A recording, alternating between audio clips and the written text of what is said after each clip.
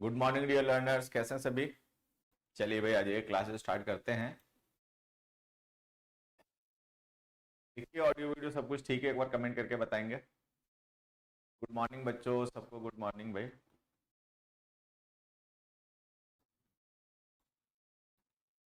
तो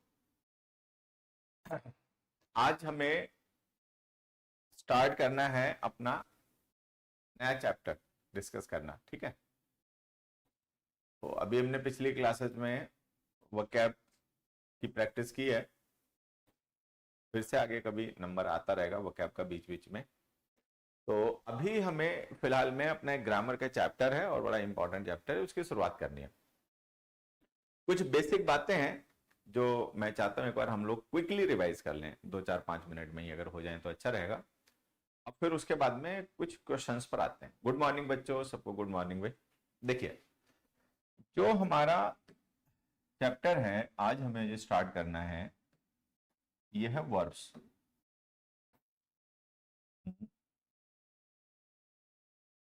क्या हुआ भाई?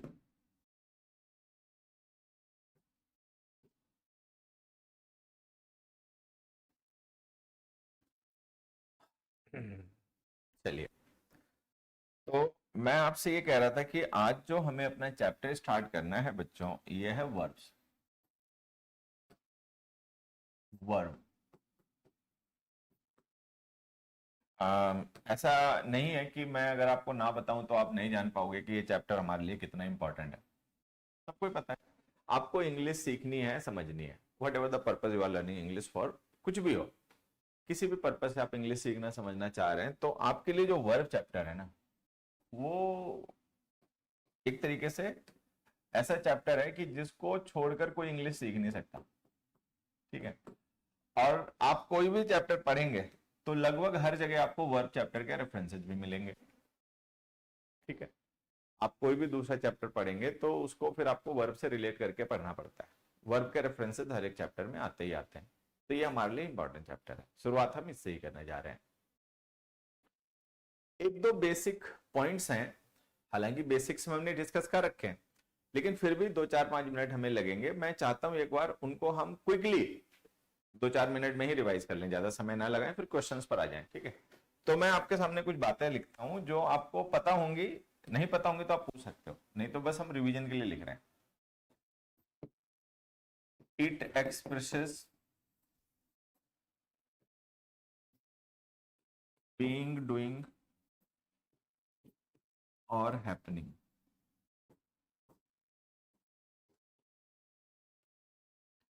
वर्ब से इंग्लिश में वो वर्ड होते हैं जो किसी बीइंग, डूइंग या हैपनिंग को एक्सप्रेस करते हैं।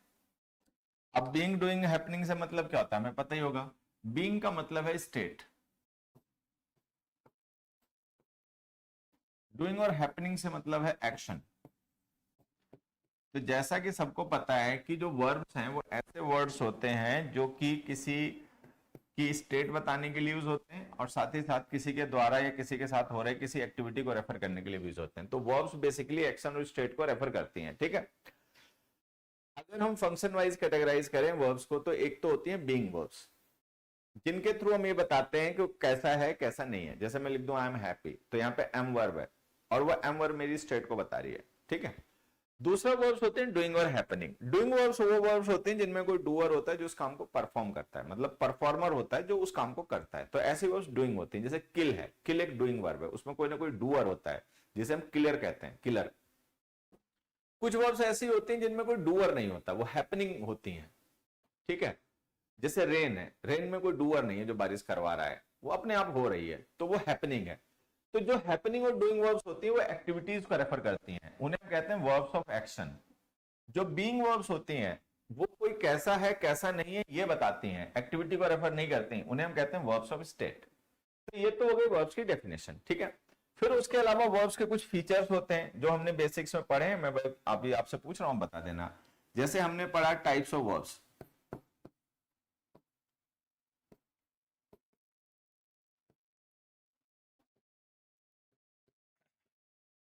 तो टाइप्स ऑफ वर्ब्स में अगर हम देखें तो वर्ब्स को अलग अलग तरीके से कैटेगराइज किया है। जैसे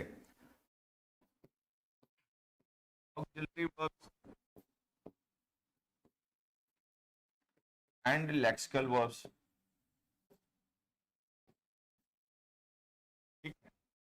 उसके बाद में फाइनाइट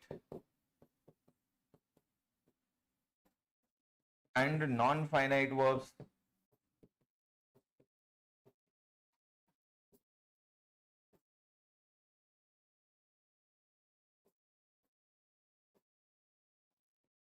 ठीक है, linking and action verbs.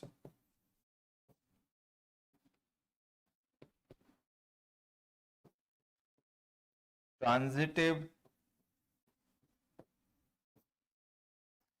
And intransitive verbs.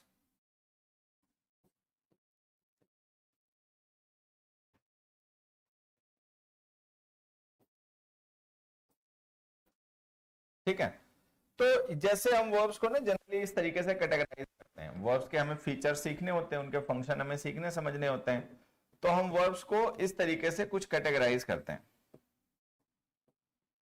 ठीक है, कि ऑक्सिलरी वर्ब्स हैं, लेक्सिकल वर्ब्स हैं, फाइनाइट वर्ब्स हैं, नॉन फाइनाइट वर्ब्स हैं, लिंकिंग वर्ब्स हैं, एक्शन वर्ब्स हैं, ट्रांजिटिव वर्ब्स हैं, इंट्रांजिटिव वर्ब्स हैं।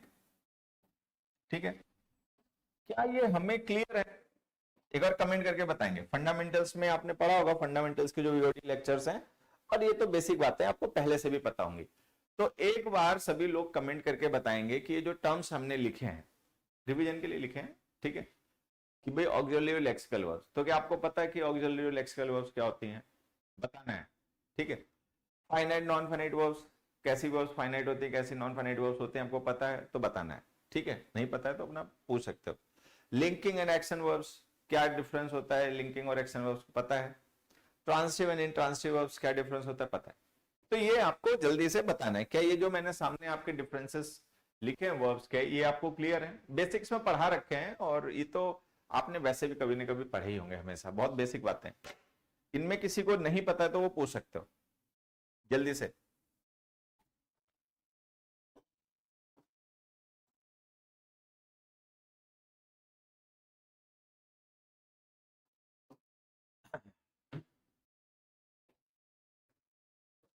सबको पता है? ओके कमेंट कर देंगे अगर सब पता है। अगर आपको ये सारे जो डिफरेंसेस यहाँ पे वर्ब्स के लिखे हैं आपको पता है, तो फिर ओके कमेंट कर दो भाई, ठीक है हमें तो पता ही है। अब चलो मैं आपको ओरली बता देता हूँ, 2 मिनट लगेंगे। ऑक्सिलरीज का मतलब होता है हेल्पिंग वर्ब्स। ठीक है, तो हेल्पिंग वर्ब्स दो तरीके की होती हैं, एक मॉडल हेल्पिंग वर्ब्स और एक होती है primary helping verbs. Primary helping verbs 3 होती हैं, बी, डू और हैव। Is, am, are, was, were, has, have, had. ठीक है, और ये डू, डज, डिड, वो हमारी हेल्पिंग वर्ब्स होते हैं, प्राइमरी हेल्पिंग वर्ब्स। उनका हम यूज करते हैं मेन वर्ब के साथ में उसका टेंस बनाने के लिए। मॉडल ऑक्सिलरीज होती हैं can, could, may, might, shall, should, will, would, ought to, need to, use, need, use to, dare वगैरह, वो होती हैं। उनका यूज हम करते हैं स्पीकर के इंटेंशन एक्सप्रेस करने के लिए। तो ये दो हो गए finite and non finite verbs. Finite verbs का मतलब होता है मेन वर्ब्स, जिनका हम यूज सेंटेंस में सब्जेक्ट के नंबर के अकॉर्डिंग, टेंस के अकॉर्डिंग करते हैं, वो फाइनाइट वर्ब्स कही जाती हैं।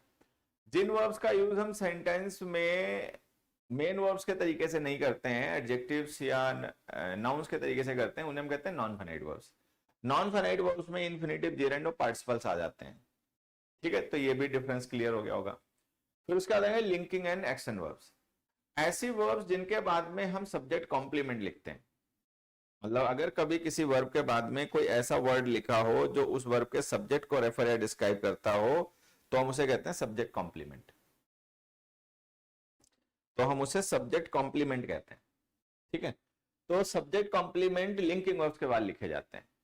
Be, become, get, go, grow, feel, smell, taste, look, seem, appear, ये सब लिंकिंग वर्ब्स होती हैं। ठीक है, और जो लिंकिंग वर्ब्स नहीं होती उनको हम एक्शन वर्ब्स मान लेते हैं। ठीक है, लिंकिंग वर्ब्स जो होती हैं वो स्टेटिव वर्ब्स की कैटेगरी होती है। मतलब ये जो स्टेटिव वर्ब्स है ना, उन्हीं की सब कैटेगरी जो होती है वो लिंकिंग वर्ब्स होती हैं। मतलब हम ये कह सकते हैं कि सारी लिंकिंग वर्ब्स स्टेटिव वर्ब्स होती हैं, लेकिन सारी स्टेटिव वर्ब्स लिंकिंग वर्ब्स नहीं होती हैं, ध्यान देना।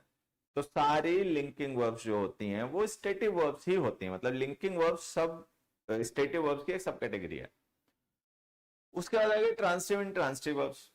ऐसी वर्ब्स जिनके साथ में ऑब्जेक्ट्स लिखे जाते हैं या लिखे जा सकते हैं वो ट्रांसिटिव होती हैं। ऑब्जेक्ट्स का मतलब व्हाट और हुम का रिप्लाई। ऐसी वर्ब्स जिनके साथ व्हाट या हुम का रिप्लाई नहीं लिखा जा सकता है या नहीं लिखा जाता है वो इंट्रांसिटिव है। ठीक, जितनी भी लिंकिंग वर्ब्स होती हैं वो सारी इंट्रांसिटिव होती हैं क्योंकि उनके बाद ऑब्जेक्ट नहीं सब्जेक्ट कॉम्प्लीमेंट लिखा जाता है। उसके बाद जितनी भी हैपनिंग वर्ब्स होती हैं वो सारी इंट्रांसिटिव होती हैं। ठीक, तो ये बात हमें ध्यान देनी है कि सारी हैपनिंग वर्ब्स और सारी लिंकिंग वर्ब्स इंट्रांसिटिव होती हैं, वाइस वर्सा सही नहीं है।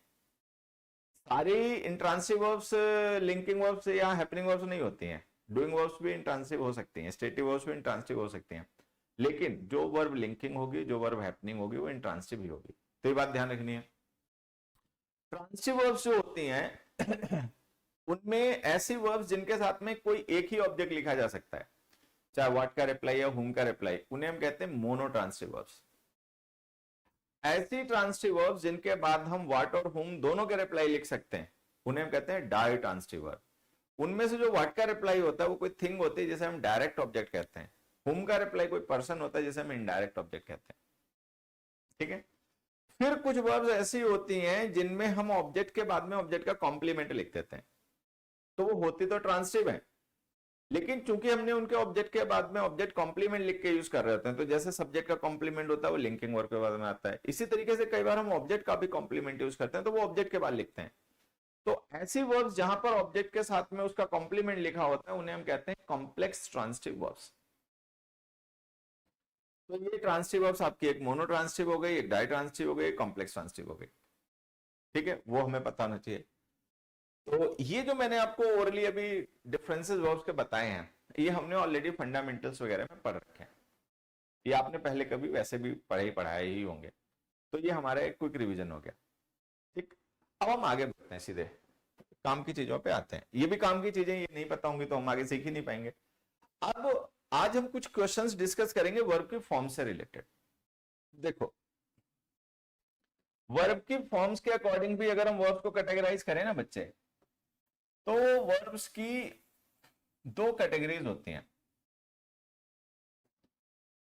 वर्ब फॉर्म्स के अकॉर्डिंग अगर हम वर्ब्स को कैटेगराइज करें तो वर्ब्स की दो कैटेगरीज होती हैं। एक होती हैं रेगुलर वर्ब्स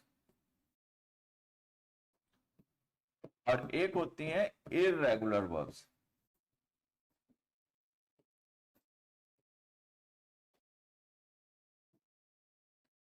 ये जो डिफरेंस है रेगुलर और इरेगुलर वर्ब्स का, ये है on the basis of their forms, कि कोई भी वर्ब होती है तो उसकी सेकंड और थर्ड फॉर्म बनती है, तो उसके लिए हम क्या तरीका यूज करते हैं, तो उसकी सेकंड और थर्ड फॉर्म कैसे बनती है उसके अकॉर्डिंग वर्ब्स को कैटेगराइज करें तो there are two types of verbs, regular and irregular. These verbs form their second form and third form by adding the or ed।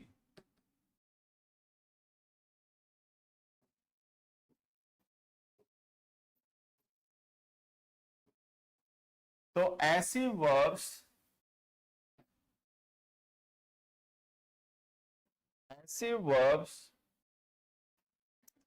जिनकी सेकेंड और थर्ड फॉर्म उनकी बेस फॉर्म में D या ED को add करके बनाई जाती है उन्हें हम रेगुलर वर्ब्स कहते हैं। ठीक है, अभी एग्जांपल्स में बता दूंगा। उसके बाद में these verbs don't follow the above pattern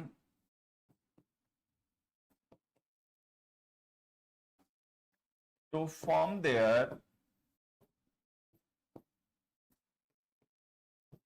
second form and third form। तो ऐसी वर्ब्स जिनकी सेकंड और थर्ड फॉर्म उनकी बेस फॉर्म में डी या ईडी ऐड करके बनाई जाती है उन्हें हम कहते हैं रेगुलर वर्ब्स। और जो वर्ब्स उस पैटर्न को जो ऊपर लिखा गया है फॉलो करके अपनी सेकंड और थर्ड फॉर्म नहीं बनाती हैं, किस तरीके से बनाती हैं बात की बात है, लेकिन ऊपर वाले तरीके से जिनकी सेकंड और थर्ड फॉर्म नहीं बनती है, ठीक है, वो होती है इर्रेगुलर वर्ब्स। तो अगर हम वर्ब को उनकी फॉर्म्स के अकॉर्डिंग कैटेगराइज करें तो वर्ब्स की दो कैटेगरीज हो गई, एक रेगुलर वर्ब्स और एक इर्रेगुलर वर्ब्स। किसी वर्ब की फर्स्ट फॉर्म में आपने डीईडी ऐड करा तो सेकंड फॉर्म बन गई, थर्ड फॉर्म बन गई, तो वो वर्ब रेगुलर है, ठीक है। किसी वर्ब में आपने सेकंड और थर्ड फॉर्म बनाई लेकिन इस वाले तरीके से नहीं, किसी और तरीके से बनाई, तो वो इर्रेगुलर वर्ब हो गई। ये बात किस किस को पहले से पता थी कि जो मैंने यहाँ पे लिखा है आपके सामने रेगुलर इर्रेगुलर वर्ब्स, ये रेगुलर और इर्रेगुलर वर्ब्स और ये उनका डिफरेंस किस किस को पहले से पता था? जिनको पता था वो जल्दी से कमेंट करके बताएंगे। अब देखो, जैसे हमने एक वर्ब लिखी, रेगुलर वर्ब्स के मैं एग्जांपल लिख देता हूं, एग्जांपल्स यहां पे लिख देता हूं। रेगुलर वर्ब्स और इर्रेगुलर वर्ब्स।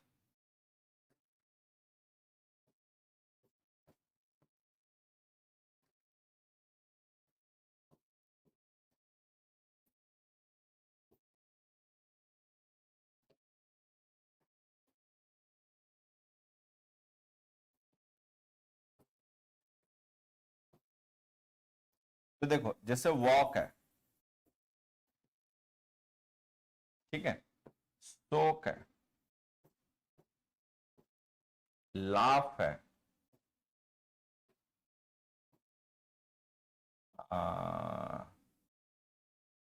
इरेज है,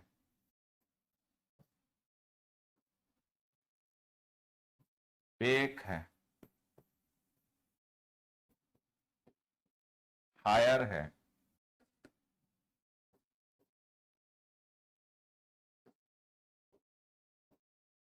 ठीक है, हैश है,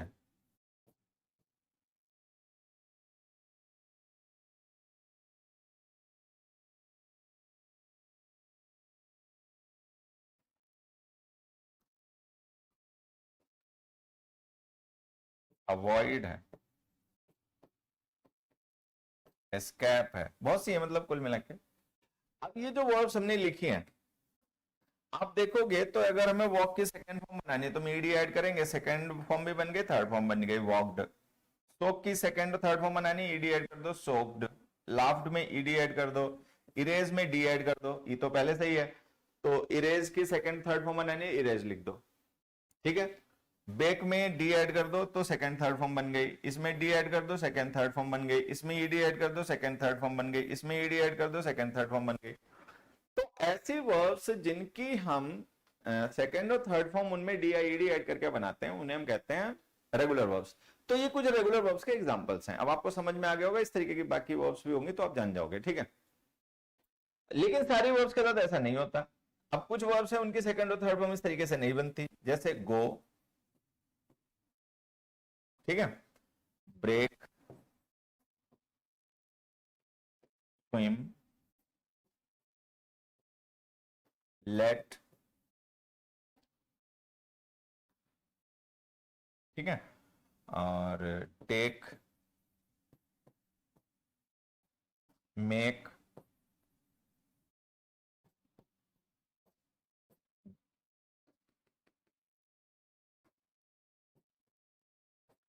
ब्रिंग, सीक,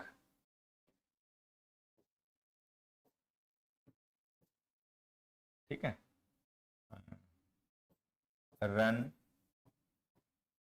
एटसेट्रा। अब यहां पर ये कुछ वर्ब्स जो हमने लिखी हैं, इनको आप देखोगे तो आपको ध्यान में आएगा, ठीक है, कि इन वर्ब्स की जो हम सेकंड थर्ड फॉर्म बनाते हैं वो डी आई डी ऐड करके नहीं बताते। जैसे गो की सेकंड फॉर्म वेंट और गॉन और थर्ड फॉर्म गॉन होती है। ब्रेक की सेकंड और थर्ड फॉर्म ब्रोकन होती है। स्विम की सेकंड थर्ड फॉर्म स्वयं स्वम होती है। लेट की सेकंड और थर्ड फॉर्म लेट ही होती है, मतलब डी डी ऐड नहीं करती, सेकंड फॉर्म ये third form. Take took taken होती है। मेक मेड मेड होती है। अब जैसे बेक है तो बेक की सेकंड और थर्ड फॉर्म बेक्ड है, लेकिन मेक की मेकेड नहीं है, मेक की है made made. Bring brought brought है। सीक साउट है, साउट साउट, रन रैन रन है। तो यहाँ पे मैं समझना ये है कि हर एक वर्ब की सेकंड और थर्ड फॉर्म जो होती है वो डीईडी ऐड करके नहीं बनाई जाती। जिनकी बनाई जाती है डीईडी ऐड करके वो रेगुलर वर्ब्स हैं, जिनकी नहीं बनाई जाती वो इरेगुलर वर्ब्स हैं। अब होता क्या है कि जो वर्ब फॉर्म्स पे बेस्ड क्वेश्चंस आते हैं उनमें क्या होता है कि जो रेगुलर वर्ब से रिलेटेड क्वेश्चंस होते हैं वो तो हमसे गलत नहीं होते हैं, क्योंकि रेगुलर वर्ब्स के जो यूजर्स होते हैं वो कॉमन होते हैं, कंपेटिबली इजी होते हैं। हमें पता होता है वॉच, वॉच्ड, वॉच्ड है, वॉच की सेकंड फॉर्म वॉच्ड है, थर्ड फॉर्म भी वॉच्ड है, तो गलती नहीं होती। ठीक है, कॉल की सेकंड फॉर्म कॉल्ड है, थर्ड फॉर्म भी कॉल्ड है, तो गलती नहीं होती।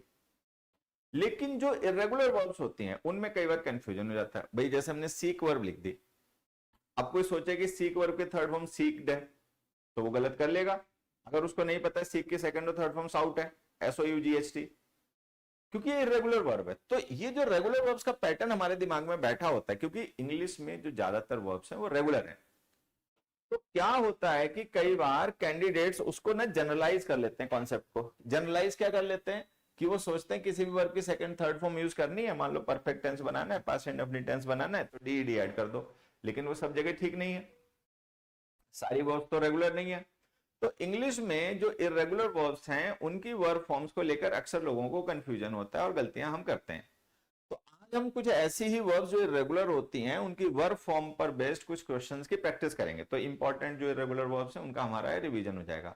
बाकी आपको इरेगुलर वर्ब्स की हम कोशिश करेंगे आपको एक पीडीएफ अवेल करवा दें बैच में, जिससे कि आप उनका अपने आप प्रैक्टिस कर लें और ये याद कर, गिनी चुनी है, ज्यादा नहीं है। मुझे लगता है कि अराउंड 150 रेगुलर वर्ब्स इंग्लिश में है, तो उनकी हम सेकंड थर्ड फॉर्म याद कर लेंगे तो वर्ब की फॉर्म से रिलेटेड जो गलतियां होती हैं वो हमसे नहीं होंगी, क्योंकि वर्ब की फॉर्म से रिलेटेड गलतियां जो होती हैं वो रेगुलर वर्ब्स के साथ ही होती हैं। रेगुलर वर्ब्स में तो वो चांस होता ही नहीं है, क्योंकि वो आसान फॉर्म्स होती हैं उनकी। ठीक है, तो आ जाओ स्टार्ट करते हैं। यहां तक क्लियर है? अगर ये सारी बातें आपको समझ में आ गई जो मैंने अभी बताई हैं तो जल्दी से ओके कमेंट करो। किसी को कुछ कहना, पूछना, बोलना, बताना है, रोना गाना है तो फिर वो अपना पूछ बता लो, और नहीं तो जल्दी से ओके कमेंट करो so that we may proceed.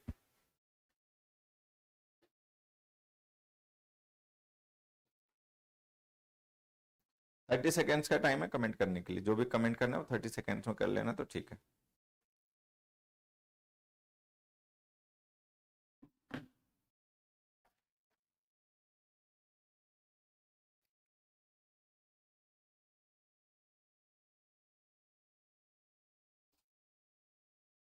ठीक है, सबको क्लियर है? बढ़िया, अच्छी बात है।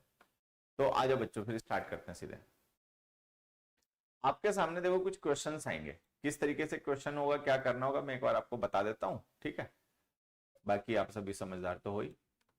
जैसे ये दो क्वेश्चंस हैं, तो एक क्वेश्चन है कॉमन एरर टाइप का, इसमें कोई हमसे मिस्टेक हो गई है वर्ब की फॉर्म से रिलेटेड। क्या मिस्टेक है, कैसे सही करें, ये आपको बताना है। ठीक है, यहां पर आपको एक क्वेश्चन दिया गया, उसमें एक ब्लैंक है, उस ब्लैंक को फिल करने के लिए एक वर्ब की फॉर्म यूज करनी है। मतलब वर्ब हमें ऑप्शन में दे रखी है, अब इस वर्ब की हम कौन सी फॉर्म यूज करें, फर्स्ट फॉर्म यूज करें, सेकंड फॉर्म यूज करें, थर्ड फॉर्म यूज करें, आईएनजी फॉर्म यूज करें, सिंगुलर फॉर्म यूज करें, वो खुद डिसाइड करना है। सेंटेंस पढ़िए, सेंटेंस के हिसाब से समझिए भाई कौन सी फॉर्म की जरूरत है और वो फॉर्म कौन सी होती है। वर्ब हमें दे रखी है स्लीप, अब इस वर्ब की हमें इसमें फॉर्म यूज करनी है, तो सेकंड फॉर्म यूज करनी है, थर्ड फॉर्म यूज करनी है, पहले वो पता करो, फिर इसकी सेकंड या थर्ड फॉर्म क्या होती है वो देखो। तो ये काम हमें करना है। तो टाइम ज्यादा नहीं मिलेगा, थोड़ा ही टाइम मिलेगा एक स्लाइड के लिए, 10-20 सेकंड का, उतने में ही आपको जल्दी जल्दी आंसर भी करना है। ठीक है, चलो। तो पहला क्वेश्चन है, the man had already slide the money into his pocket when you arrived. Being afraid of the dark in her childhood she always dash with lights on. बताओ भाई आंसर।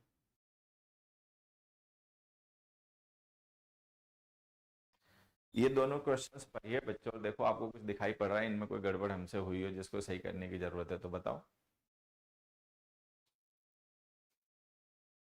ऐसे करोगे तब तो फिर हो गया, फिर तो तुम सीख चुके हो, मैं सिखा चुका।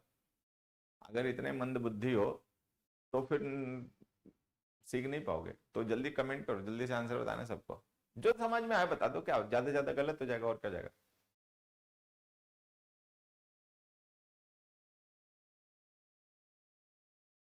चलो अब देखो, एक वर्ब होती है बच्चे स्लाइड। स्लाइड डूइंग और हैपनिंग दोनों होते हैं। स्लाइड का मतलब किसी चीज को स्लाइड कर देना भी होता है, स्लाइड हो जाना भी होता है, ये फर्स्ट फॉर्म है। इसकी सेकेंड फॉर्म होती है स्लिड। और थर्ड फॉर्म भी होती है स्लेड, और ये रेगुलर वर्ब है। तो देखोगे कि यहां पर हमने हैड लिख रखा है, हेल्पिंग वर्ब है, तो इसके साथ थर्ड फॉर्म आएगी। ठीक है, तो स्लाइड की थर्ड फॉर्म स्लाइड नहीं होती, तो बेस फॉर्म है, इसकी थर्ड फॉर्म होती है स्लिड। तो लिखो the man had already slid the money into his pocket.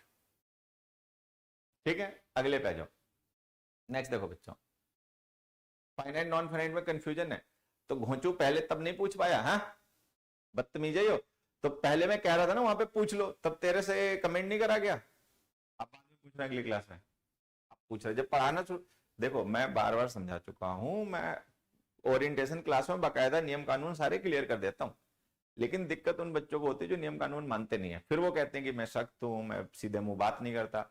अबे भाई जब पहले बता दिया जाता है किस तरीके से पढ़ना है, क्या तरीका रहेगा, तुम नियम कानून मानोगे नहीं तो फिर तुम्हारे लिए मैं तो सारी चीजें खराब नहीं कर लूंगा। तुम एक नमूने हो तो तुम अकेले परेशान घूमो, बाकी को तो मैं परेशान नहीं करूंगा। जो भी डाउट कंफ्यूजन होते हैं बच्चे, में जब क्लास स्टार्ट करता हूँ तो स्टार्टिंग में कहता हूँ किसी को कुछ डाउट है, कंफ्यूजन है, कुछ रोना गाना है, तुमने पूछ बता लो, तब पूछ लिया करो। अब जब एक बार मैंने पढ़ाना शुरू कर दिया, अब ये बात मतलब बीच में इन बातों को एंटरटेन नहीं किया जाएगा। एक बार फ्लो बन गया पढ़ाई का तो फिर पढ़ाई करो। अब जो पूछना है, जो बताना है, वो अगली क्लास में, या जब कहा जाए भाई पूछ लो तब पूछना है। अब पढ़ो। अब हमने लिखा being afraid of the dark in a childhood she always dash with lights on. अभी जो स्लीप वर्ब होती है ना बच्चे, इसकी सेकंड और थर्ड फॉर्म होती है स्लेप्ट। स्लीप, स्लेप्ट, ये भी रेगुलर है, और स्लेप्ट। ठीक है, तो क्योंकि पास्ट की बात हो रही है, चाइल्डहुड की बात हो रही है ना, कि जब वो बचपन में थी तब वो डरती थी। ठीक है, तो यहाँ पे हमें वर्ब की सेकंड फॉर्म लिखनी, क्योंकि पास्ट इंडेफिनिट टेंस बनाना है, तो उसके लिए हमें सेकंड फॉर्म लिखनी पड़ेगी। स्लीप की सेकंड फॉर्म होती है स्लेप्ट। अगले पे आ जाओ। The plan is to lie the foundation of the new apartment in October, but some time we use slidden. अरे भाई मत यूज क्या कर बेवकूफ है क्या? हाँ? अगला देखो, Kamal was dashed by the noisy street and checked to see what was happening. अब देखो, यहां पर एक वर्ब हमने यूज किया टू लाई। इन्फिनेटिव बनाया, तो इन्फिनेटिव बनाते तो टू के साथ वर्ब की फर्स्ट फॉर्म लिखते हैं, और इसके बाद हमने ऑब्जेक्ट लिखा था फाउंडेशन। हालांकि अब ये जो वर्ब्स हैं इनके डिफरेंस में आगे आपको खुद भी पढ़ाऊंगा, समझाऊंगा, लेकिन अभी अगर आपने पहले से पढ़ रखा है तो थोड़ा समझना। देखो, एक हमारे पास वर्ब होती है बच्चे लाई, इसका मतलब होता है झूठ बोलना, और ये रेगुलर वर्ब होती है। इसकी सेकेंड फॉर्म होती है लाइड और थर्ड फॉर्म होती है लाइड, इसका मतलब है झूठ बोलना। फिर एक लाई वर्ब होती है, वो वर्ब ऑफ स्टेट होती है, उसका मतलब होता है पड़ा हुआ होना, गिरना। ठीक है, उसकी सेकेंड फॉर्म होती है ले और थर्ड फॉर्म होती है ले। फिर एक तीसरी वर्ब होती है हमारे पास ले, जिसका मतलब होता है किसी चीज को कहीं पर रख देना, डाल देना, पुट कर देना। इसकी सेकेंड फॉर्म होती है लेड और थर्ड फॉर्म होती है लेड। तीनों वर्ब्स आपने कभी न कभी पढ़ी सुनी ही होंगी सबने। गुड मॉर्निंग बच्चे, सबको गुड मॉर्निंग। ठीक है, तो आपने ये वर्ब्स कभी न कभी पढ़ी सुनी ही होंगी। अब यहाँ पे ध्यान क्या देना है बच्चों, कि ये जो लाई वर्ब है और ये जो लाई वर्ब है, मतलब ये जो है ये इंट्रांसिटिव वर्ब होती है। ठीक है, ये वर्ब ट्रांसिटिव होती है। इस लाई का मतलब है झूठ बोलना, ये रेगुलर वर्ब है। इस लाई का मतलब है कहीं पे पड़ा हुआ होना, गिरना, ये रेगुलर वर्ब है। वो रेगुलर वर्ब है, उसकी तो सेकंड और थर्ड फॉर्म डी ऐड करके बन जाएंगी, लाइड लाइड। इसके लिए ले और लेन लिखना पड़ता है, लेन गलती से लिखना था और मैंने ले ही लिख दिया, देखो।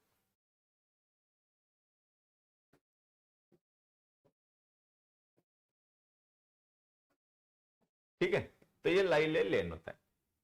ये दोनों ही वर्ब इंट्रांसिटिव हैं, झूठ बोलने वाले मीनिंग में, पड़े हुए वाले मीनिंग में भी। ठीक है, ये जो ले वर्ब है जिसका मतलब होता है रखना, ये ट्रांसिटिव वर्ब है, इसका हम ऑब्जेक्ट भी लिख सकते हैं। इसकी सेकंड फॉर्म होती है लेड और थर्ड फॉर्म होती है लेड। एक छोटी सी बात और ध्यान देनी है, क्या कि जब भी हम कभी इन्फिनेटिव बनाते हैं तो टू के साथ हमेशा हम वर्ब की फर्स्ट फॉर्म लिखते हैं। ये हमेशा ध्यान देना है कि इन्फिनेटिव में हमेशा वर्ब की बेस फॉर्म यूज होती है। तो ये हमने इन्फिनेटिव बनाया तो हम यहाँ पे वर्ब की फर्स्ट फॉर्म लिखेंगे, और कैसी वर्ब लिखेंगे यहाँ पर? ट्रांसिटिव। क्यों? क्योंकि ऑब्जेक्ट दे रखा आगे। अब ध्यान से देखो, ये जो लाई वर्ब है ये तो ट्रांसिटिव होती नहीं है, दोनों में से किसी भी मीनिंग में ट्रांसिटिव नहीं होती। ट्रांसिटिव ये ले वर्ब होती है, तो उस लाई को हटाओ वहां से और ले लिखो। तो लिखो the plan is to lay the foundation. ले द फाउंडेशन का मतलब नींव रखना। ठीक है, किसी चीज की स्थापना करना। तो आंसर आ जाएगा the plan is to lay the foundation of the new apartment in October. तो ये जो बच्चे तीनों वर्ब्स है ना, इनकी फॉर्म्स, इनके मीनिंग, कौन ट्रांसिटिव कौन इंट्रांसिटिव, आपको याद रखना है, इन पे बेस्ड क्वेश्चंस आते रहते हैं। अगले पढ़ो।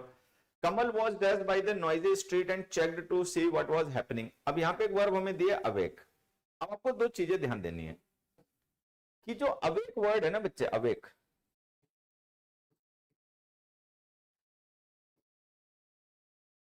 ये वर्ब भी होता है और ये एडजेक्टिव भी होता है।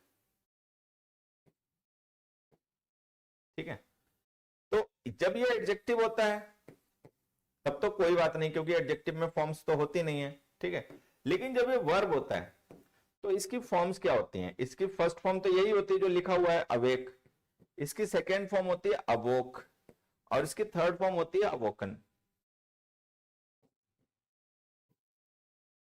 ठीक, अब ये बात आपको ध्यान देनी है कि अवेक वर्ड जो है ये वर्ब भी होता है और एडजेक्टिव भी होता है। जब एडजेक्टिव होता है तब तो फॉर्म्स होंगी नहीं, क्योंकि एडजेक्टिव्स में डिग्रीज होती हैं, फॉर्म्स तो होती नहीं है। ठीक है, तो ये वर्ब होता है तो ये इरेगुलर वर्ब है। इसकी फॉर्म्स देखो क्या होती हैं, अवेक बेस फॉर्म हो गई, अवोक सेकेंड फॉर्म हो गई, अवोकन थर्ड फॉर्म हो गई। तो ये होता है awake, awoke, awoken as a verb, और एज एन एडजेक्टिव तो फॉर्म होती ही नहीं है, ये ध्यान रखना है।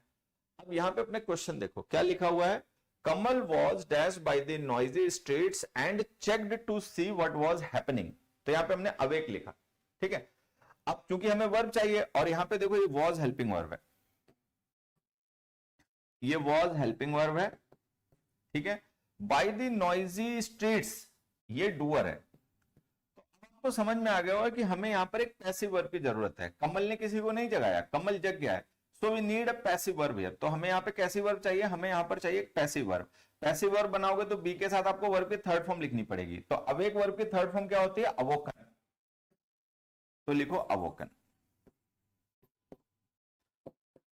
एक कंफ्यूजन हो सकता है कई बार तुम्हें, तो मैं पहले से ही बता देता हूं कि जिससे आगे कभी ऐसी सिचुएशन मिले तो आप कंफ्यूज ना हो, उसका ध्यान रखना है। क्या, मान लो मैं एक सेंटेंस लिख दूं, व्हेन ही अराइव्ड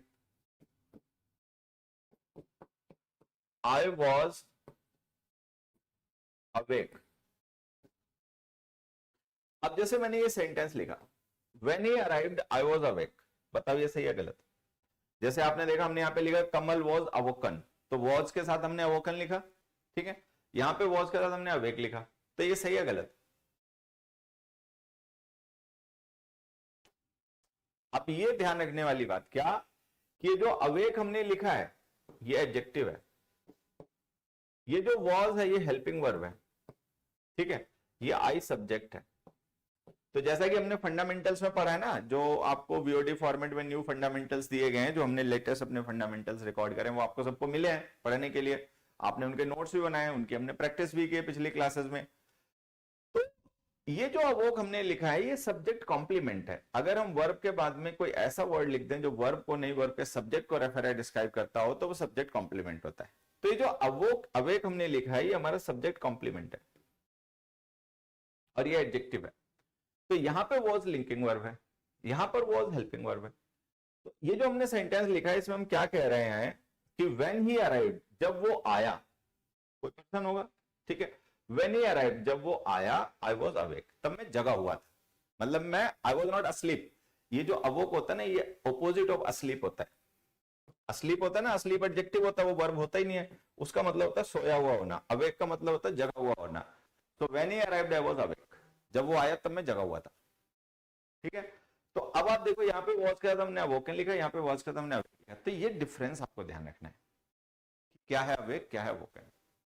ठीक है, तो ये एडजेक्टिव भी होता है, वर्ब भी होता है, ध्यान देना। वर्ब स्टेट को रेफर करती है, सॉरी वर्ब जो होती है वो एक्टिविटी को रेफर करती है, एक्शन को रेफर करती है, एडजेक्टिव स्टेट को रेफर करता है। यहां पर हम आई की स्टेट बताना चाह रहे हैं कि सोया हुआ था, जगा हुआ था। यहां पर हम एक्शन को रेफर कर रहे हैं जो स्टेट के द्वारा किया गया, नॉइजी स्टेट, शोरगुल वाला, मतलब शोर था उसकी वजह से जग गया। तो यहाँ पे हमें एक एक्शन को रेफर करना है, तो हमने वर्ब यूज किया। यहाँ पे स्टेट को रेफर करना तो एडजेक्टिव यूज किया। तो ये अवेक अवोकन का डिफरेंस याद रखना। बाकी आने वाली क्लासेस है उनमें भी हम सीखते रहेंगे, अभी तो आज ये पहली क्लास ही है वर्ब की। ठीक है, तो आज हमने ये स्टार्ट किया, बिल्कुल बेसिक है। आगे वर्ब के फीचर्स हैं, उन पर बेस्ड क्वेश्चन हैं, उनके एप्लीकेशन है, कॉन्सेप्ट्स हम डिटेल में डिस्कस करेंगे। बस ध्यान ही रखने की पढ़िए ना वो भूले ना, ठीक है। अब उसको तुम रोकर, हंसकर, गाकर कैसे पढ़ोगे, एक बार नोट्स बनाओगे, 2 बार नोट्स बनाओगे, रिवीजन 4 बार करोगे, वो आपको करना है। मैं आपकी मदद करने के लिए हमेशा आपके साथ रहूंगा, लेकिन भैया करना तुम्हें ही है, ठीक है। I am just here to help you, मैं आपको असिस्ट करने के लिए हूँ, करना सब कुछ आपको ही है, मैं आपकी जगह पे नहीं करूंगा, ठीक है। तो आपको ये जो सारी चीजें पढ़ाई बताई जा रही है, इनके बढ़िया से नोट्स बनाओ, रिवीजन करो। आगे आ जाओ। Has he intentionally wore those ridiculous clothes to draw attention of the people to himself, find the error. Never having been ill himself, my uncle has never a sympathetic attendant. यहां पे B verb की form use करनी है, उसमें पता करना है क्या गड़बड़ हमसे हो गई है। तो देखो, ये हमने हैज हेल्पिंग वर्ब यूज किया है। इंटरोगेटिव सेंटेंस में सब्जेक्ट से पहले हम हेल्पिंग वर्ब लिखते हैं, तो ये हैज हेल्पिंग वर्ब है। अब हैज हेल्पिंग वर्ब है तो उसके साथ हमें मेन वर्ब की थर्ड फॉर्म लिखनी पड़ेगी, क्योंकि हैव की फॉर्म्स जो होती है वो परफेक्ट टेंस की हेल्पिंग वर्ब्स होती हैं, तो परफेक्ट टेंस में हमें थर्ड फॉर्म लिखनी पड़ती है, तो थर्ड फॉर्म में लिखनी है। तो आपको ध्यान ये रखना है कि वर्ब है वेयर, इसकी सेकेंड फॉर्म है वॉर, थर्ड फॉर्म है इसकी वॉर्न, वेयर वॉर वॉर्न, ठीक। तो हमें अगर थर्ड फॉर्म लिखनी है तो थर्ड फॉर्म तो ये है, ये तो हमने लिख रखी है सेकेंड फॉर्म है, हैज के साथ सेकेंड फॉर्म तो आ नहीं सकती, तो ये लिख दो। तो जो वेयर वर्ब है उसकी फॉर्म हमें याद रखनी, वेयर वॉर वॉर्न। नेक्स्ट में आ जाओ।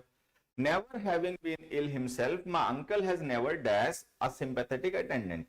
यहां पर आप देखोगे हैज हेल्पिंग वर्ब है, इसके साथ मेन वर्ब आएगी थर्ड फॉर्म में, ठीक है, हैज के साथ थर्ड फॉर्म आती है। तो जिस वर्ब की हमें थर्ड फॉर्म यूज करनी है वो वर्ब है बी। अब बी बड़ी इंटरेस्टिंग वर्ब है, लिंकिंग वर्ब जब हम पढ़ रहे होंगे तब मैं आपको इसके बारे में थोड़ा डिटेल में बताऊंगा, अभी आज हम केवल वर्ब के फॉर्म्स की बात करेंगे, ठीक है। तो जो बी वर्ब है इसकी फर्स्ट फॉर्म देखो क्या क्या होती है। एक तो ये बी खुद भी बेस फॉर्म है, बेस फॉर्म भी फर्स्ट फॉर्म ही होती है, तो ये भी है, इज है, आर है, एम है। तो बी इज एम आर ये सब बी की फॉर्म्स हैं। इसकी सेकेंड फॉर्म क्या है, इसकी सेकेंड फॉर्म में वॉज, वर, ठीक है। इसकी थर्ड फॉर्म क्या है, इसकी थर्ड फॉर्म है बीन, और इसकी आईएनजी फॉर्म क्या है, बीइंग। अब हमें ध्यान रखना है कि जो बी वर्ब है उसकी आईएनजी फॉर्म है बीइंग, थर्ड फॉर्म है बीन, सेकेंड फॉर्म है वॉज एंड वर, और फर्स्ट फॉर्म्स हैं बी, इज, आर, एम। ये इनमें से बी बेस फॉर्म है, बाकी is third person singular subject की फॉर्म है, एम की वर्ब आई है और बाकी के साथ आर। तो यहां पर है इसका थर्ड फॉर्म लिखनी है, थर्ड फॉर्म बीन होती है, तो हम लिखेंगे never having been ill himself my uncle has never been a sympathetic attendant, ठीक है। खुद कभी बीमार नहीं रहे, इसीलिए मेरे अंकल जो है कभी भी सिंपैथेटिक अटेंडेंट नहीं रहे, मतलब वो सिंपैथाइज नहीं कर पाते बीमार व्यक्ति के साथ में, क्योंकि उन्होंने कभी खुद वो एक्सपीरियंस नहीं लिया। The naughty boy was leaning out of the window and almost fallen out. The company has dashed thousands of dollars updating their company system. इस सेंटेंस में आ जाते हैं। The boy was leaning out of the window, कि जो लड़का था वो खिड़की से बाहर की तरफ झुका हुआ था, ठीक है। पास्ट टेंस की बात हो रही है तो आपको समझ में आ गया होगा कि सेकेंड फॉर्म लिखनी पड़ेगी, तो हमें यहां पर वर्ब की सेकेंड फॉर्म लिखनी है। अब हमारे पास वर्ब होती है फॉल, इसकी सेकेंड फॉर्म होती है फेल, थर्ड फॉर्म होती है फॉलन। फिर एक वर्ब होती है हमारे पास फेल, इसकी सेकेंड फॉर्म होती है फेल्ड, थर्ड फॉर्म भी होती है इसकी फेल्ड, ठीक है। फिर एक वर्ब होती है बिफॉल, इसकी सेकेंड फॉर्म होती है बिफेल, और थर्ड फॉर्म होती है बिफॉलन।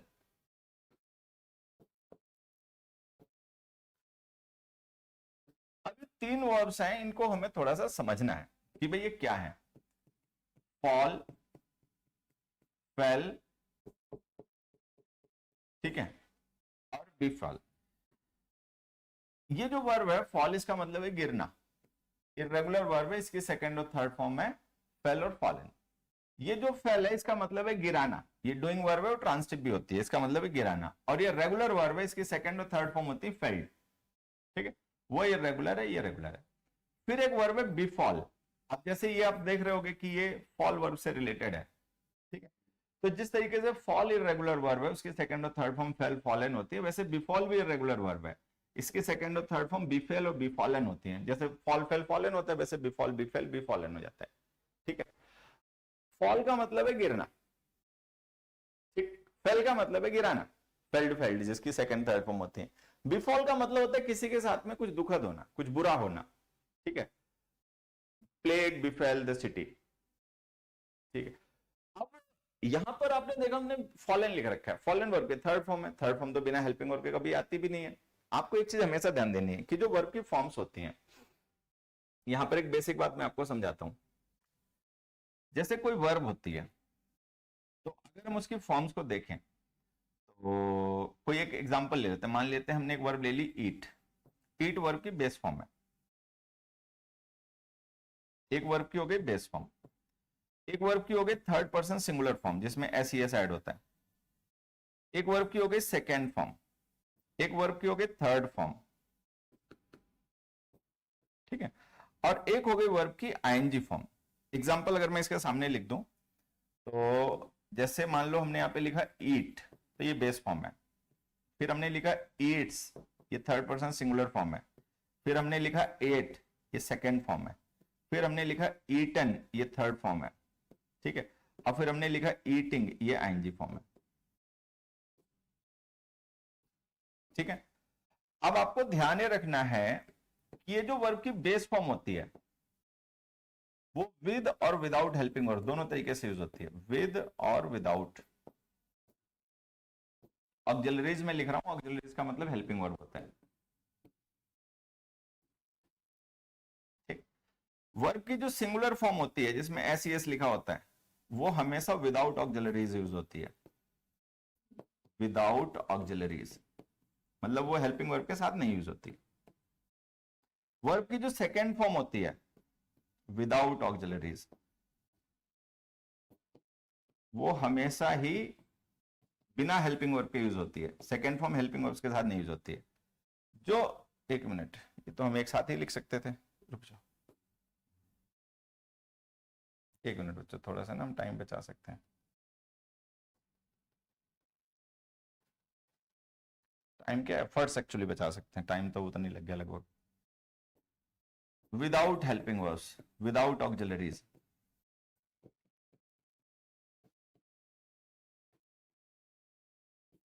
ठीक है, और विद ऑक्सिलरीज।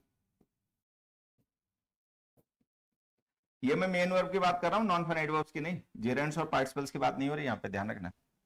तो आपको सीखना ये है कि जो वर्ब की बेस फॉर्म होती है, ईट है, गो है, टेक है, उसको हम हेल्पिंग वर्ब्स के साथ भी यूज करते हैं और बिना भी हेल्पिंग वर्ब्स के यूज करते हैं, दोनों तरीके से यूज होती हैं।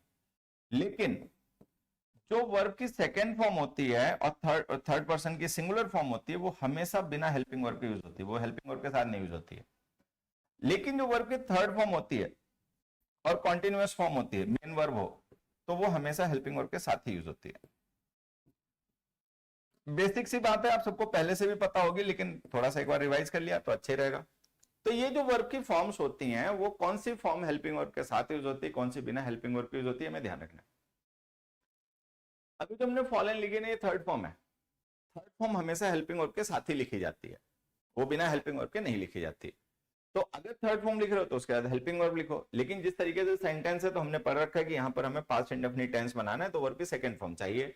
तो वर्ब की सेकंड फॉर्म चाहिए, तो फॉलन तो सेकंड फॉर्म होती नहीं है, फेल सेकंड फॉर्म होती है, वो लिखो। तो आंसर हो गया फेल।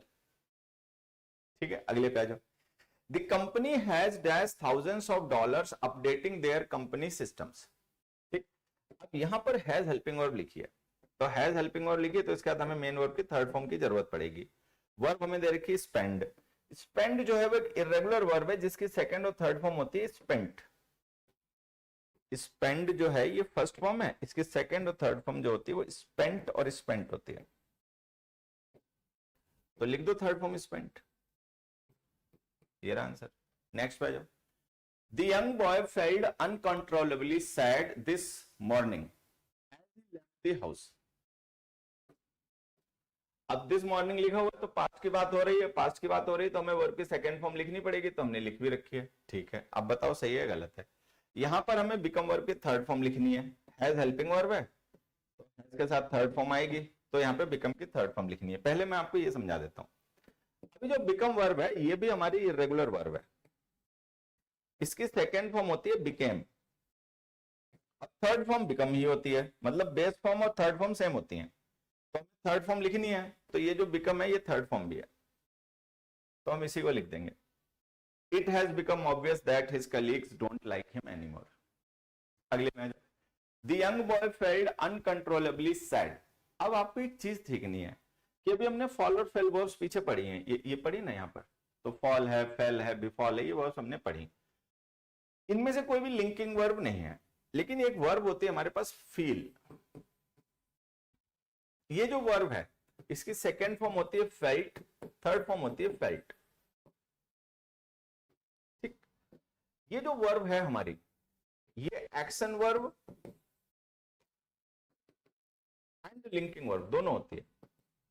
इंग्लिश में कुछ ऐसी वर्ब्स हैं जो आपने बेसिक्स के फंडामेंटल्स में पढ़ी भी हैं, आगे भी मैं आपको एक बार रिवाइज करवाऊंगा, ठीक है। तो ये एक्शन वर्ब भी होती है, लिंकिंग वर्ब भी होती है।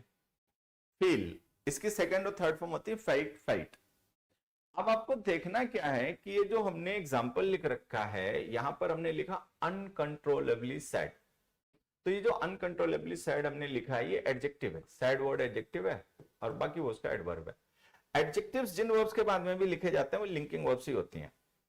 एडजेक्टिव्स लिंकिंग वर्ब्स के बाद ही लिखे जा सकते हैं, क्योंकि एडजेक्टिव्स जो होते हैं वो सब्जेक्ट कॉम्प्लीमेंट होते हैं, तो वर्ब लिंकिंग होगी तभी आप सब्जेक्ट कॉम्प्लीमेंट लिखोगे, नहीं तो क्यों लिखोगे। तो यहां पर हमें एक लिंकिंग वर्ब की जरूरत है। एक मिनट बच्चा, तो हमें यहां पर एक ऐसी वर्ब की जरूरत है जो लिंकिंग वर्ब हो। अब लिंकिंग वर्ब ये जो हमने लिखी है फेल्ड, वो तो होती नहीं, वो तो एक्शन वर्ब है, तो उससे मिलती जुलती वर्ब होती है फील, ये लिंकिंग वर्ब भी होती है, एक्शन वर्ब भी होती है। इसकी सेकेंड और थर्ड फॉर्म होती है फेल्ट, तो हमें यहां पे लिखना चाहिए felt. The young boy felt uncontrollably sad, मतलब उसने फील किया, दुखी फील किया, मतलब उसने फील सैड फील किया, आई फील सैड, ठीक है। तो एडजेक्टिव जो होते हैं वो लिंकिंग वर्ब्स के बाद लिखे जाते हैं, तो अगर किसी वर्ब के बाद एडजेक्टिव लिखा है तो आप समझ जाना ये वर्ब लिंकिंग है, ठीक है। तो ये जो फील है ये लिंकिंग वर्ब होती है, ये एक रेगुलर वर्ब है, इसके second third form felt, felt होती है, तो हमें सेकंड फॉर्म की जरूरत, हमने फेल्ट लिख दिया। अगला एग्जांपल देखो, as soon as it saw us the bird flown away and disappeared in the woods. The rain dashed down incessantly on the tin roof last night.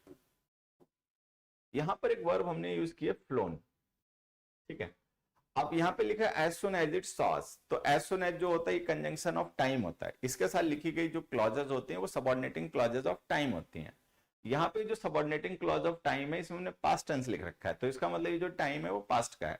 अगर ये टाइम पास्ट का है तो जिस इवेंट का ये टाइम है वो इवेंट भी पास्ट का होगा, पास्ट का होगा तो आप उसको पास्ट इंडेफिनिट टेंस में लिखोगे। पास्ट इंडेफिनिट टेंस में वर्ब की सेकंड फॉर्म लिखनी पड़ती है, तो आपको यहां पर वर्ब की सेकंड फॉर्म चाहिए, ठीक है।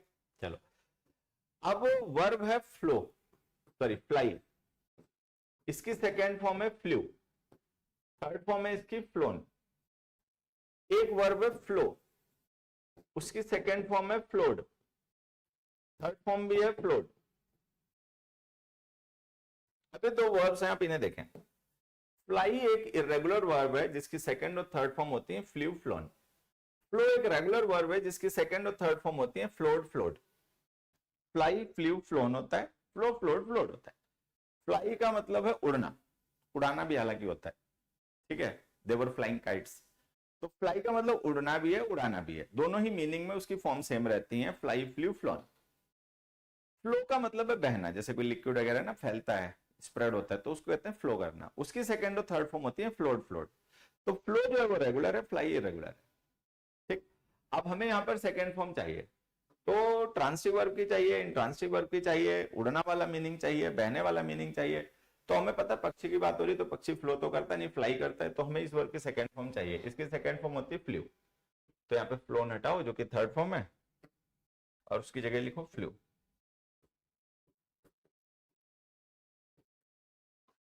As soon as it saw us, the bird flew away. Next देखिए, the rain dashed down incessantly on the tin roof last night. अब हमें यहां पर यूज करना है बीट वर्ब की सेकंड फॉर्म को।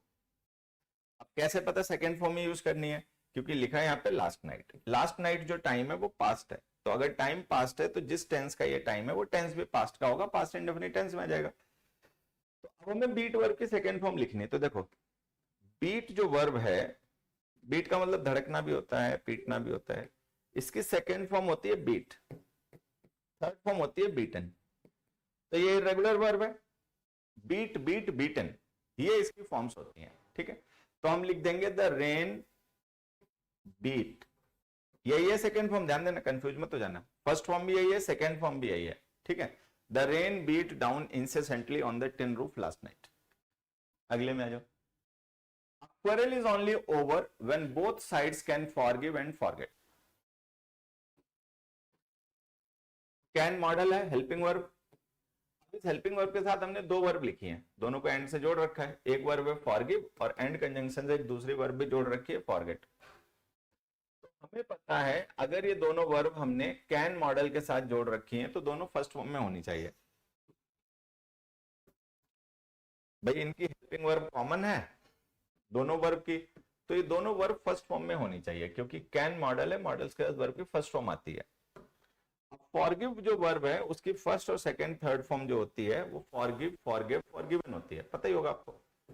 फॉरगिव फॉरगिव और फॉरगिवन, जैसे गिव गिव गिवन होता है वैसे हो जाता है, फॉरगिव फॉरगिव फॉरगिवन, ये first form second form third form है।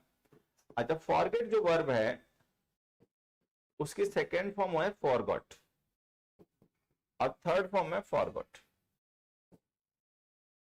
ठीक है, फॉरगॉटन। तो हमें पता है कैन के साथ फर्स्ट फॉर्म आएगी, तो ये जो फर्स्ट फॉर्म ने फॉरगिव लिखी है तो ठीक है, लेकिन ये फॉरगॉट तो फर्स्ट फॉर्म नहीं है, तो सेकंड फॉर्म है, तो ये गलत है, इसको करो forget. Quarrel is only over, कोई भी झगड़ा तभी खत्म होता है जब दोनों साइड उस बात को भूल जाएं और माफ कर दें। मान लो अगर किसी के मन में रह जाए वो बात और माफ ना कर पाए तो इसका मतलब झगड़ा भी खत्म नहीं हुआ, दब गया लेकिन खत्म नहीं हुआ, ठीक है। तो कैन के साथ फर्स्ट फॉर्म आएगी तो फॉरगिव की फर्स्ट फॉर्म फॉरगिव है और वहां पे फॉरगेट है, ठीक है। नेक्स्ट में आ जाओ। The referee dash his whistle after the half time break was over. तो यहां पर हमें क्या लिखा, after the half time break was over, half time जो ब्रेक था वो ओवर हो गया उसके बाद, तो हाफ टाइम ब्रेक कब ओवर हुआ, पास्ट में, तो क्या हुआ पास्ट में हमें वो बताना है। तो जो हमें पास्ट में हुई घटना बतानी होती है तो हम पास्ट इंडेफिनिट टेंस लिखते हैं। पास्ट इंडेफिनिट टेंस में हमें वर्ब की सेकंड फॉर्म लिखनी पड़ती है। अब जिस वर्ब की हमें सेकंड फॉर्म यूज करनी पड़ती है, पढ़नी है यहाँ, वो है ब्लो। ब्लो वर्ब की सेकंड फॉर्म होती है ब्लू, थर्ड फॉर्म होती है ब्लोन, ब्लो ब्लू ब्लोन, तो सेकंड फॉर्म चाहिए तो ब्लो की सेकंड फॉर्म होती है ब्लू। नेक्स्ट देखिए, नेक्स्ट क्वेश्चन है, when it was obvious the company was going bankrupt, the government ordered all their assets to be freezed. He turned on the light and dashed to read the novel. आप इन दोनों sentence को पढ़िए। Doubt वगैरह बेटा class के start में पूछा करो, मैं बार बार आप लोगों से कहता रहता हूं कि जैसे जब हम क्लास स्टार्ट करते हैं तो स्टार्टिंग में मैं आपको 4-5 मिनट का समय देता हूं कि आपको अपनी पिछली जो हमारे लेक्चर्स में उनसे रिलेटेड कोई डाउट कंफ्यूजन क्वेरी है तो पूछ लिया करो। Once the class has started, then you have to focus on the content being taught in the class. Then don't try to distract yourself or me. तब फिर लाइन पर रहिए, जब एक बार पढ़ाना शुरू कर दिया ना तो फिर जो पढ़ाया जा रहा है उस पर ध्यान दो, ठीक है। डाउट पूछना है, कंफ्यूजन है, तो मैं रोज ही कहता हूँ भाई डाउट पहले पूछ लो, आपको पूछना बताना है पूछ बता लो, फिर मैं पढ़ाना अपना शुरू करूंगा। But once when I have started teaching my content, तब फिर आपको उसी के साथ आगे बढ़ना है, फिर बीच में इधर उधर की बात नहीं करनी। आदत सुधारने में दिक्कत होगी लेकिन सुधार लोगे, मुझे ये पता है, ठीक है। क्योंकि अगर आप में सुधरने की गुंजाइश भी नहीं होती ना तो आप इस बैच में नहीं होते, मुझे पता है कि मेरे पास कौन से बच्चे पढ़ने आते हैं, ठीक। तो कोशिश करो, हो जाएगा। अभी जो हमने लिखा है, when it was obvious the company was going bankrupt, the government ordered all their assets to be freezed, तो यहां पर आप देखोगे ये जो हमने टू बी फ्रीज लिखा है ना, ये इन्फिनिटिव है, लेकिन ये इन्फिनिटिव पैसिव है। तो जब हम पैसिव इन्फिनिटिव लिखते हैं तो उसकी फॉर्म होती है to be plus third form. ठीक है, तो ये जो फ्रीज है ये थर्ड फॉर्म होनी चाहिए। अब एक वर्ब होती है फ्रीज, जाम कर देना, जाम हो जाना, ठीक है, तो फ्रीज वर्ब होती है। इसकी सेकेंड फॉर्म होती है फ्रोज, थर्ड फॉर्म होती है फ्रोजन। तो जो हमने फ्रीज लिखी है गलत है, इसको लिखो फ्रोजन।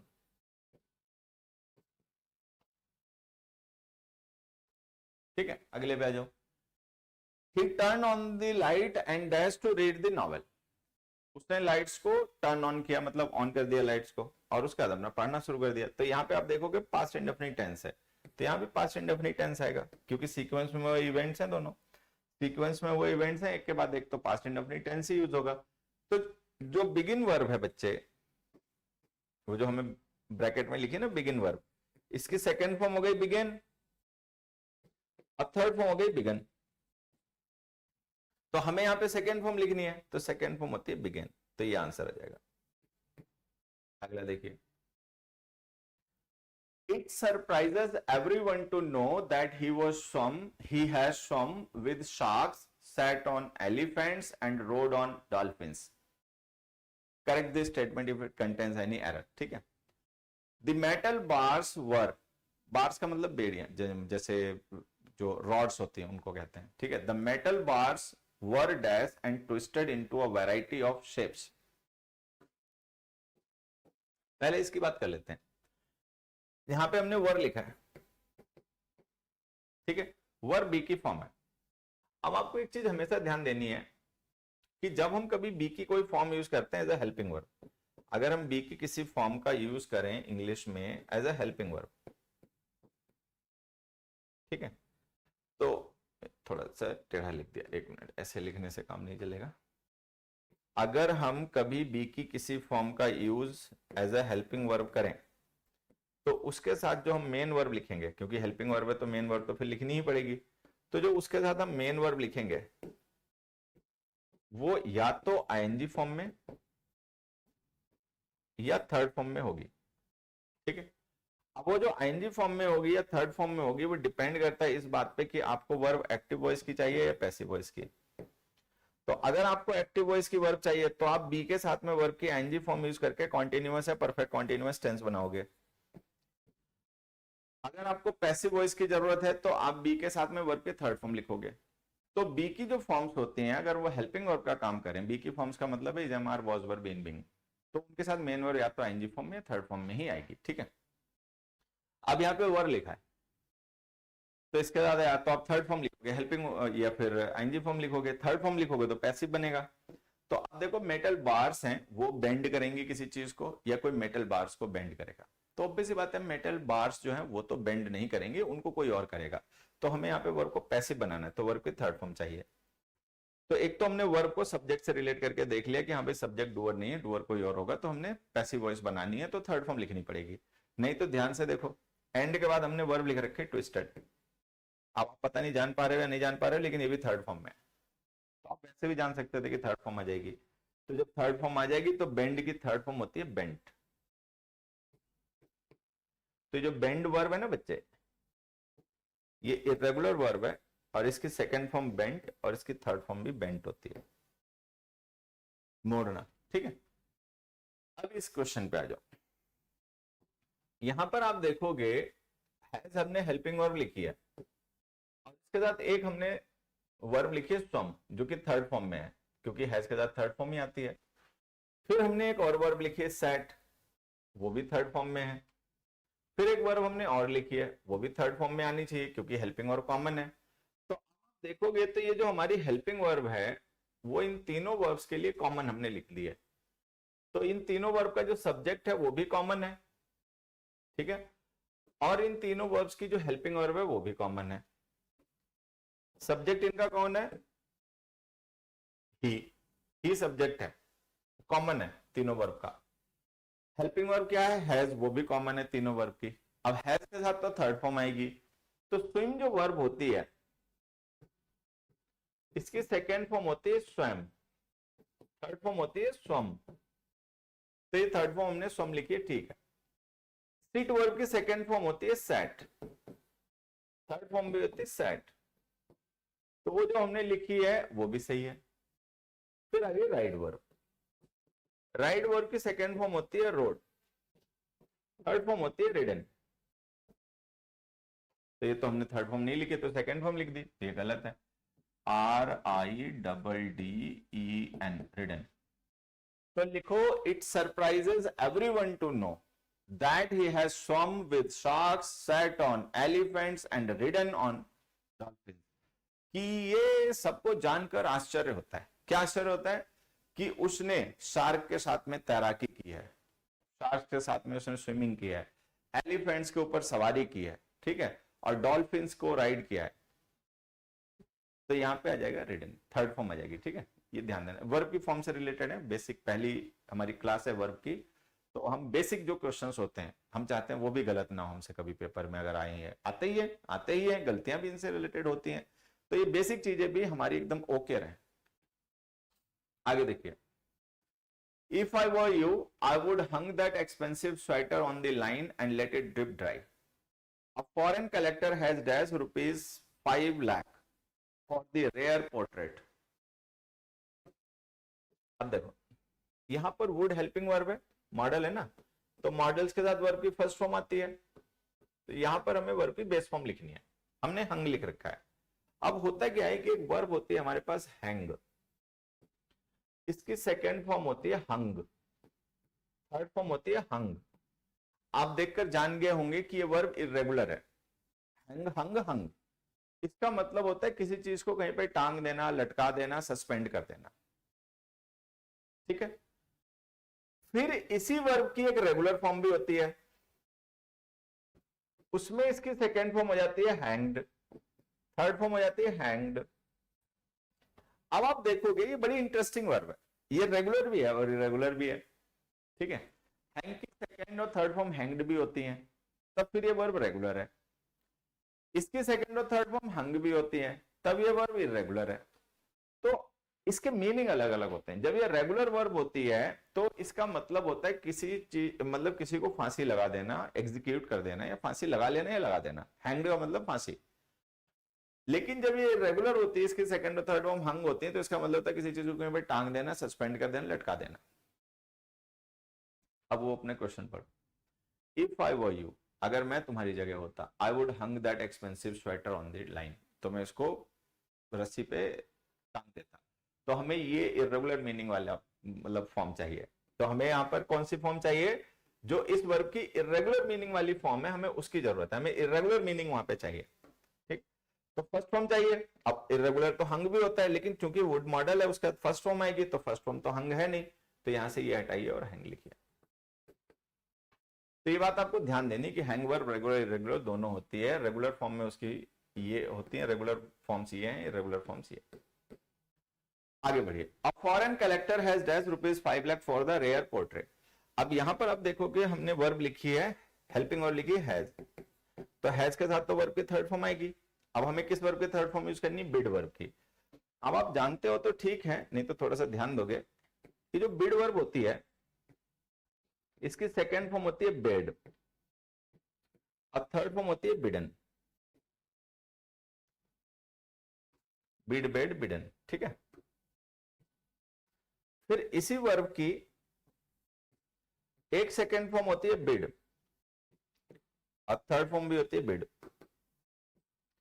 अब ये जो दोनों तरीके से हमने इसकी फॉर्म्स बनाई हैं, तो दोनों ही जगह ये वर्ब इरेगुलर है, बिड बेड बिडन में भी, बिड बिड बिड में भी, दोनों जगह इरेगुलर है। लेकिन आप देख रहे हो इसकी सेकंड और थर्ड फॉर्म अलग अलग है, तो वो मीनिंग अलग अलग है, वो आपको समझना है। जब बिड का मतलब होता है किसी से कुछ करने के लिए कहना, ऑर्डर करना, ठीक है, तो इसकी सेकंड और थर्ड फॉर्म होती है बेड और बिडन, बिड बेड बिडन। इसका मतलब है किससे कुछ करने के लिए कहना, ऑर्डर करना। एक वर्ब बनती है इसी से रिलेटेड जो होती है फॉरबिड। फॉरबिड का मतलब होता है किसी को कोई काम करने से मना करना, नॉट अलाउ, अलाउ नहीं करना। तो फॉरबिड की सेकंड और थर्ड फॉर्म क्या होती है? Forbid, forbidden.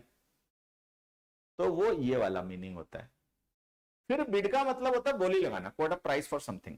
कोई चीज है जैसे नीलामी में, तो उसके लिए बोली लगाना, कोट अ प्राइस। वहां पे बिड की सेकंड और थर्ड फॉर्म बिड ही रहती है, बिड बिड बिड। तो अब होता है कि जैसे बिड वर्ब है, इसकी आपको सेकंड फॉर्म यूज करनी है, थर्ड फॉर्म यूज करनी है, तो आपको ये देखना पड़ेगा कि भाई सेंटेंस में मीनिंग क्या रिक्वायर्ड है। For the meaning you have to choose the verb form. तो आपको ये डिसाइड करना है कि इसका मीनिंग क्या। अब पढ़ो अपना सेंटेंस, देखो क्या लिखा हुआ है। अ foreign collector has dash rupees 5 lakh, तो मतलब उसने बोली लगाई, कोट अ प्राइस। तो यहाँ पे हमें बिड का कौन सा मीनिंग चाहिए, ये वाला मीनिंग। तो इस मीनिंग में इसकी थर्ड फॉर्म जो है वो बिड ही होती है। फर्स्ट फॉर्म भी, सेकंड फॉर्म भी, थर्ड फॉर्म भी बिड ही होती है। तो हम लिख देंगे the foreign collector has bid rupees 5 lakh for the rare portrait. आगे बढ़ते हैं। They had hid microphones in the room to record our conversation. बढ़िया। A host of insects dashed me on the arm last night. अब देखो यहाँ पे लिखा on the arm last night. Last night का मतलब past tense. Past tense का मतलब वर्ब की सेकंड फॉर्म, ठीक है। यहाँ पे लिखा had helping verb. Had helping verb का मतलब मेन वर्ब की थर्ड फॉर्म। तो वहां पर हमें थर्ड फॉर्म चाहिए, यहाँ पर सेकंड फॉर्म चाहिए। अब देखो ये जो हिड वर्ब है ना, इसकी फर्स्ट फॉर्म होती है हाइड, सेकेंड फॉर्म है हिड और थर्ड फॉर्म है हिडन। ये एक इरेगुलर वर्ब है, हिड हिडन। यहां पे जो वर्ब हमने लिखी बाइट, इस बाइट वर्ब की सेकेंड फॉर्म है बिट और थर्ड फॉर्म है बिटन। तो ये इन दोनों वर्ब की फॉर्म्स हैं जो हमें ध्यान देनी है, ठीक है। तो यहां पे थर्ड फॉर्म चाहिए, थर्ड फॉर्म लिखो हिडन। यहां पर आपको सेकेंड फॉर्म चाहिए तो सेकेंड फॉर्म लिखो बिट। तो ये जो वर्ब के फॉर्म्स हैं इरेगुलर वर्ब्स की, ये हमें पता होनी चाहिए, याद होनी चाहिए। ऐसा ना हो कि हम बाकी तो रूल एक्सेप्शन रट्टा मारते घूम रहे हैं, बेसिक पे हमारे कहते तोते उड़े हुए हैं। तो ये जो बेसिक चीजें आपको पढ़ाई जाएंगी, जैसे हम कोई भी चैप्टर पढ़ते हैं तो पहले हम क्या करते हैं, उस चैप्टर से रिलेटेड जो बेसिक पॉइंट्स हैं, बेसिक यूजेस हैं, उनको समझते सीखते हैं। क्योंकि वो क्लियर हो जाते हैं ना, तो कॉन्सेप्ट्स जो एडवांस्ड होते हैं, कॉम्प्लेक्स कॉन्सेप्ट्स होते हैं, वो भी हम समझ जाते हैं, दिक्कत नहीं होती। बेसिक्स जिसको क्लियर नहीं होते हैं वो फिर कुछ समझा नहीं पाते, वो तो रट्टा मारते हैं, उनको तो रटना ही पड़ता है, बेचारों की मजबूरी होती है। तो हमें रटने वाली स्थिति ना आए, रूल्स एक्सेप्शंस के पास ना जाना पड़े इंग्लिश सीखने के लिए, तो आपको ये चीजें क्लियर करनी है, ठीक है।